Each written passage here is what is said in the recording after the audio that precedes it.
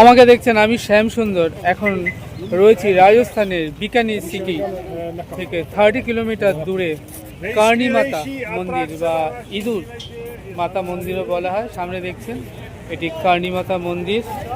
আজ 14ই ফেব্রুয়ারি 2026 শনিবার। আমি চলে এসেছি কার্নি মাতা টেম্পল দর্শন করতে বিকানির।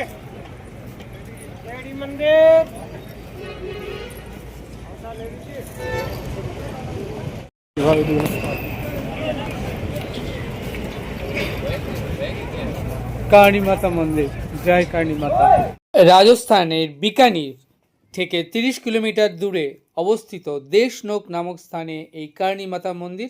এই মন্দিরে 20 থেকে 25,000 কালো ইঁদুর দেখতে পাওয়া যায় এবং বলা হয় এরা সব কার্নি মাতার বংশধর। কেউ যদি সাদা ইঁদুর দেখতে পান তবে তাকে মহা ভাগ্যবান বলে মনে করা হয়। এই কার্নি মাতা মন্দিরে চলতে গেলে আপনাকে পা টিপে টিপে এগোতে হবে, কারণ চারিদিকে শুধু ইঁদুর আর ইঁদুর। আর এই ইঁদুর যদি কারুর পায়ের তলে চাপা পড়ে মারা যায় তবে তাকে একটি রূপোর ইঁদুর মন্দিরকে দান করে আসতে হয়। আর এই যে কার্নি মাতার মন্দিরের প্রসাদ, সেটাও এই ইঁদুরের খাওয়া প্রসাদই সবাইকে দেওয়া হয় এবং এখানে মেনলি মনে করা হয় কার্নি মাতা বংশধর যারা, তারাই পরবর্তীতে ইঁদুর হয়ে এখানেই অবস্থান করছেন। আপনারা এখন দেখছেন রাজস্থানের দেশনোক নামক স্থানের বিখ্যাত কার্নি মাতা মন্দির।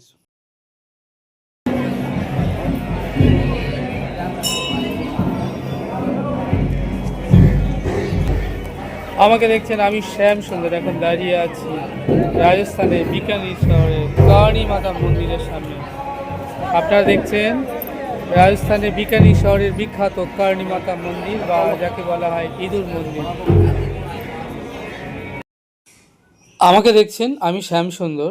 এখন আপনাদেরকে ঘুরিয়ে দেখাচ্ছি রাজস্থানের বিকানিরে বিখ্যাত দেশনোক নামক স্থানে অবস্থিত কার্নি মাতার মন্দিরটি। এবং এরপরে আমরা ধীরে ধীরে মূল মন্দিরে যে গর্ভগৃহ এবং সেখানে প্রবেশ করব এবং দর্শন করব কার্নি মাতাকে। চলুন তাহলে ধীরে ধীরে মূল মন্দিরের ভেতরে প্রবেশ করা যাক, যেখানে রয়েছে কার্নি মাতা।